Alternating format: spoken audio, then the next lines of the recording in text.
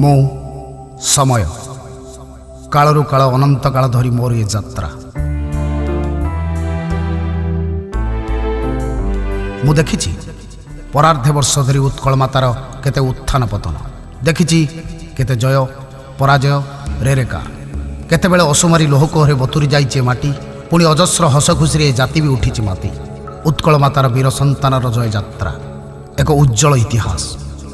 ଆଉ ସେହି ଇତିହାସରେ ଲେଖା ହୋଇ ରହିଛି ଯେଉଁ କେତେଜଣ ସ୍ୱାଭିମାନୀ ଓଡ଼ିଆଙ୍କ ନାଁ, ସେହି ଭିତରୁ ଜଣେ ନବୀନ ନବୀନ ନବୀନ।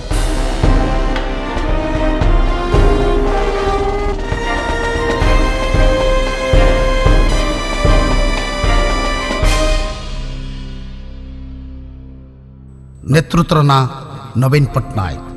ନବୀନଙ୍କ ବାପା ଥିଲେ ବିଜୁ ପଟ୍ଟନାୟକ। ସ୍ୱାଧୀନତା ସଂଗ୍ରାମ ଠାରୁ ଆରମ୍ଭ କରି ଭାରତ ଓ ଓଡ଼ିଶା ରାଜନୀତିରେ ଏକ ଚର୍ଚ୍ଚିତ ବ୍ୟକ୍ତିତ୍ୱ। ଲୁହ ପରି ଦରଦୀ, ଲୁହାଠାରୁ ଶକ୍ତ, ତାଙ୍କୁ କିଏ ବା ନ ଜାଣେ।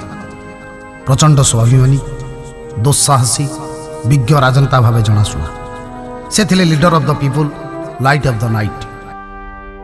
ଯିଏ ଆକାଶରେ ଉଡ଼ିପାରନ୍ତି, ସାଇକେଲରେ ଦୂରଯାତ୍ରା କରିପାରନ୍ତି, ଲୋକଙ୍କ ପାଇଁ ଲଢ଼ିପାରନ୍ତି, ପୁଣି ନିଜ ମାଟି ପାଇଁ ସର୍ବସ୍ୱ ସମ୍ପତ୍ତି ହରାଇ ପାରନ୍ତି। ସେହି 56 ଇଞ୍ଚ ଛାତି ଟଲ୍ ମ୍ୟାନ୍ଙ୍କ ନାଁ ବିଜୁ ପଟ୍ଟନାୟକ। ନବୀନ ହେଉଛନ୍ତି ତାଙ୍କରି ସୁପୁତ୍ର, ଯିଏ ବର୍ତ୍ତମାନର ଓଡ଼ିଶା ମୁଖ୍ୟମନ୍ତ୍ରୀ, ଆଗାମୀର ବାର୍ତ୍ତାବହ, ଆସନ୍ତାକାଲିର ଦୂରଦ୍ରଷ୍ଟା, ପୁଣି ନୂଆ ଓଡ଼ିଶା ନିର୍ମାତା, ଉତ୍ତର ପିଢ଼ିର ଆଶା ଭରସାର ଉତ୍ସ ଆଉ ଉତ୍ସାହ। ଏଥର କୁହନ୍ତୁ ତ, ଏମିତି ନ ହୁଅନ୍ତା ବା କେମିତି? ତାଙ୍କ ରକ୍ତରେ ପରା ସେବା, ତ୍ୟାଗ, ସ୍ୱାଭିମାନର ପଣ, ହୃଦୟରେ ସମର୍ପଣ ଆଉ ସହୃଦୟତାର ଆବେଗ, ପୁଣି ମନରେ ନୂଆ ଓଡ଼ିଶା ଗଠନର ଇଚ୍ଛା। ବାପାଙ୍କର ସ୍ୱପ୍ନ ତାଙ୍କ ପାଇଁ ସଂକଳ୍ପ, ବାପାଙ୍କ ଆଦର୍ଶ ତାଙ୍କର ସମ୍ବଳ, ବାପାଙ୍କର ଆଶା ତାଙ୍କର ବିଶ୍ୱାସ, ବାପାଙ୍କ ଇଚ୍ଛା ଏବେ ତାଙ୍କ ପଣ।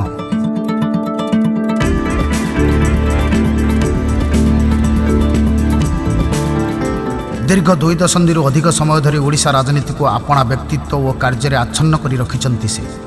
ଜଣେ ନିର୍ବିବାଦୀୟ, ନିରହଙ୍କାରୀ, ନିର୍ଲୋଭୀ, ନିର୍ମଳ ରାଜନେତା ଭାବେ ତାଙ୍କର ପରିଚୟ। ତାଙ୍କ ବେଶଭୂଷା ଖୁବ୍ ସରଳ, ଆଗରୁ ଯେମିତି ଏବେ ବି ସେମିତି। ଧଳା ପାଇଜାମା କୁର୍ତ୍ତା ସାଙ୍ଗକୁ ପାଦରେ କୋଲାପରି ଚପଲ। ଏହା ଛଡ଼ା ଆଉ କ'ଣ ଅଛି ଯେ? ହଁ ଅଛି, କଥା କମ୍, କାମ ବେଶୀ। ସ୍ୱପ୍ନକୁ ସତ କରିବାର ସୁଚିନ୍ତିତ ଦୃଢ଼ ନିଷ୍ପତ୍ତି। ନବୀନ ଅନ୍ୟମାନଙ୍କ ଠାରୁ ଭିନ୍ନ ଓ ସ୍ୱତନ୍ତ୍ର, ନିଆରା ନିଶ୍ଚୟ। ଦିନେ ଓଡ଼ିଶାକୁ ଦରିଦ୍ର ରାଜ୍ୟ, ଭୁଭୁକ୍ଷୁ ଭୂଖଣ୍ଡ କହି କଣେଇ ଚାହୁଁଥିବା ଲୋକଙ୍କ ପାଖରେ ଆଜି ସେ ପ୍ରଶଂସାର ପାତ୍ର। ବିପର୍ଯ୍ୟୟକୁ ସୁଯୋଗରେ ପରିଣତ କରି ଆଜି ସେ ସୃଷ୍ଟି କରିପାରିଛନ୍ତି ଉଦାହରଣ। ଝଡ଼କୁ ସୁଖର ଗଡ଼ରେ ପରିଣତ କରିପାରିଛନ୍ତି ସେ। କୋଟି ମୁହଁରେ ଫୁଟିଛି ହସ, ଧାନ କ୍ଷେତରେ ଲହଡ଼ି ଭାଙ୍ଗୁଛି ସୁନାର ଫସଲ। ଲୁହରେ ଭିଜୁଥିବା ଗୁରେଇ ମା ଆଜି ଛାତ ଘରେ ଶୋଇ ଦେଖୁଛି ନୂଆ ସ୍ୱପ୍ନ। ତା ପୁଅ ଝିଅ ନୂଆ ସ୍କୁଲରେ ପାଠ ପଢ଼ିବେ, ମଧୁବାବୁ ପରି ହେବେ। କହିବାକୁ ଗଲେ ଏମିତି କେତେ କ'ଣ। ମୁଁ ଏକଥା ବି କହି ରଖୁଛି, ନବୀନ ଏବେ ପ୍ରବୀଣ। ବିଜୁବାବୁଙ୍କ ମୃତ୍ୟୁ ପରେ ଓଡ଼ିଶା ରାଜନୀତିରେ ଯେଉଁ ଶୂନ୍ୟତା ସୃଷ୍ଟି ହୋଇଥିଲା, ନବୀନ 1997ରେ ରାଜନୀତିରେ ଯୋଗ ଦେଇ ଆଜି ଏକ ସୁସ୍ଥ ରାଜନୈତିକ କ୍ଷେତ୍ରରେ ପରିଣତ କରିପାରିଛନ୍ତି। ନିର୍ମଳ ଭାବମୂର୍ତ୍ତି, ଦକ୍ଷ ନେତୃତ୍ୱ, ବ୍ୟବସ୍ଥିତ ପ୍ରଶାସନ ଓ ଶାସନ, ଜନମଙ୍ଗଳକାରୀ ଉନ୍ନୟନମୂଳକ କାର୍ଯ୍ୟକ୍ରମ ତାଙ୍କ ଶାସନ ଓ ନେତୃତ୍ୱର ମାପକାଠି ଭାବେ ଗ୍ରହଣୀୟ। କଥାରେ ଅଛି, ସବୁ ସୁନ୍ଦର ଜିନିଷ ଭଲ ହିଁ ନପାରେ, କିନ୍ତୁ ସବୁ ଭଲ ଜିନିଷ ଯେ ସୁନ୍ଦର, ଏ କଥାକୁ ଅସ୍ୱୀକାର କରିହେବ ନାହିଁ।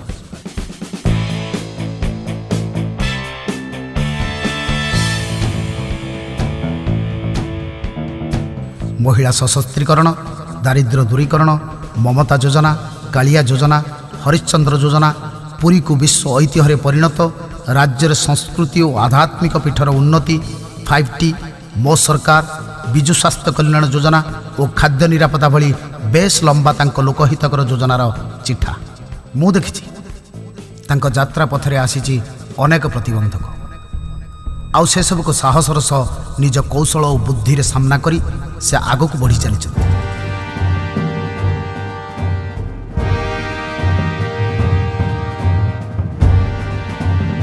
ଶ୍ରୀଜଗନ୍ନାଥଙ୍କ ପ୍ରତି ସର୍ବଦା ସମର୍ପିତ ନବୀନଙ୍କ ଯାତ୍ରା ଜାରି ରହୁ। ତାଙ୍କ ନେତୃତ୍ୱରେ ଓଡ଼ିଶା ଧନ୍ୟ ହେଉ, ପୂର୍ଣ୍ଣ ହେଉ, ଏହା ହିଁ ଆଶା କରିବା। କଥାରେ ଅଛି, ଜାତିକୁ ଉଠାଏ ଜାତି, ହାତୀକୁ ଉଠାଏ ହାତୀ। ରାଜ୍ୟର ସ୍ୱାର୍ଥ ଓ ସ୍ୱାଭିମାନ ପାଇଁ ନବୀନଙ୍କ ସହ ଏକାଠି ହୋଇ ଲଢ଼ିଲେ ଓଡ଼ିଆ ସମସ୍ତଙ୍କ ଭିତରେ ବଢ଼ିଆ ହୋଇପାରିବ। ଏବେ କେବଳ ଏତିକି। ମୁଁ ସମୟ ଏଇଠାରୁ ବିଦାୟ ନେଉଛି। ପୁଣି କେବେ